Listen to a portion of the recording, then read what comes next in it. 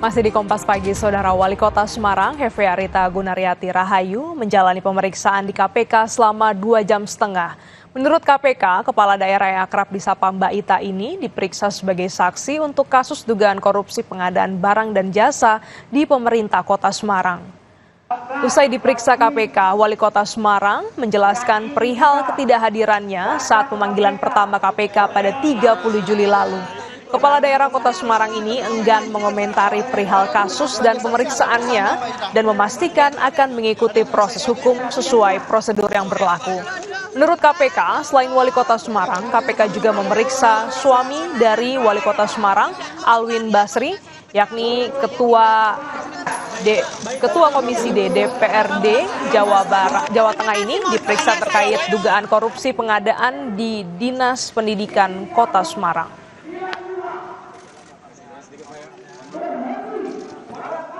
Saya hari ini memenuhi panggilan yang harusnya hari Selasa karena ada kegiatan paripurna yang harus dihadiri satu kepala daerah. Jadi hari ini saya memenuhi panggilan dan alhamdulillah sudah sesuai prosedur dan mohon doanya saya. Udah kita ini ke penyidik aja ya, tolong sampaikan ke penyidik.